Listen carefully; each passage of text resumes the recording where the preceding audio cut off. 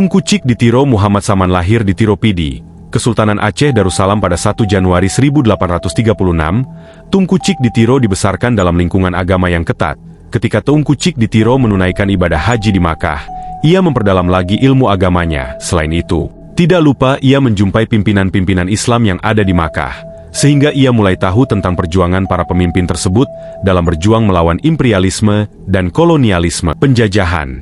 Sesuai dengan ajaran agama yang diakininya, Tunku Cik Ditiro sanggup berkorban apa saja baik harta benda, kedudukan, maupun nyawanya demi tegaknya agama dan bangsa.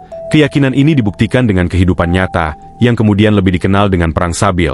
Perjuangan Tunku Cik Ditiro memang telah membawa nuansa baru dalam peperangan melawan Belanda di Aceh.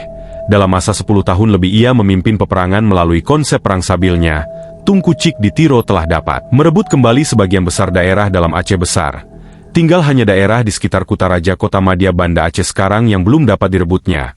Penjajah Belanda akhirnya dengan siasat sangat licik berhasil membunuh Tunku Cik Ditiro pada 25 Januari 1891. Ulama besar dan pejuang kemerdekaan ini meninggal bukan karena Belanda menembaknya di medan perang.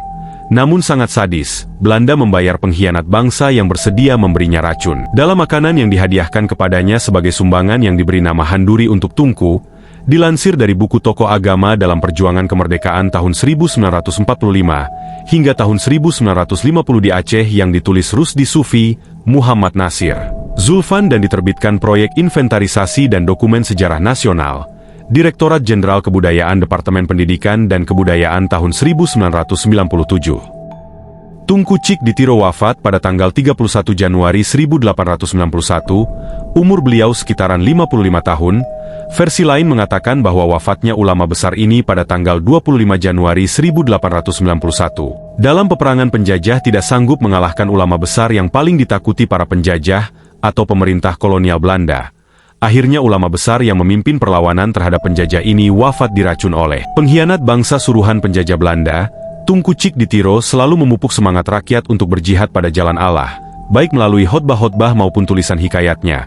Melalui pemupukan semangat Perang Sabil yang dilakukannya, tidak hanya membangkitkan jiwa patriotisme rakyat Aceh dalam melawan kaum kafir dan penjajah Belanda, tetapi juga telah mengangkat karirnya sebagai seorang ulama yang paling ditakuti oleh Belanda kala itu. Hal ini dapat dilihat dalam salah satu instruksi rahasia dari Gubernur Jenderal Belanda pada Maret tahun 1882, yang menyebutkan bahwa akan diberikan hadiah kepada orang-orang Aceh jika sanggup menangkap dan menyerahkan para pejuang dan pemimpin Aceh seperti Tunku Cik Ditiro. Siapa saja yang berhasil menangkapnya dalam keadaan hidup atau mati, maka Belanda akan memberikan hadiah sebanyak $1.000. Ketakutan Belanda terhadap Tunku Cik Ditiro tidak hanya menyangkut pengaruh pribadinya, tetapi juga karena Tunku Cik Ditiro telah dapat menembus sistem pertahanan Belanda yang dimulai sejak tahun 1884. Sistem pertahanan konsentrasi yang lebih mementingkan konsolidasi kekuatan di daerah-daerah yang telah dikuasai, ternyata telah dapat dipergunakan oleh para pejuang Aceh secara efektif. Mereka bahkan dengan mudah dapat menyerang pertahanan Belanda yang labil itu. Sementara itu melalui pertahanan model konsentrasi seperti ini telah menyebabkan pihak Aceh dapat memasukkan senjata dari Pulau Pinang. Oleh sebab itu, pemerintah Hindia Belanda pada November tahun 1883 dan April tahun 1885 meminta kepada pemerintah Inggris agar menghentikan ekspor senjata kepada pihak Aceh. Utusan pejuang Aceh yang berasal dari Aceh Besar setelah menjumpai Tunku Cik Ditiro menyampaikan amanah bahwa daerah Aceh Besar telah dikuasai oleh Belanda. Oleh karena itu mereka sangat membutuhkan bantuan dari saudara-saudaranya yang ada di Pidi untuk menumbuhkan semangat juang yang tinggi serta menyadarkan kembali sebagian masyarakat terutama para ulu balang yang telah bersekutu dengan Belanda. Maka sangat dibutuhkan seorang ulama karismatik sebagaimana halnya Tunku Cik Ditiro.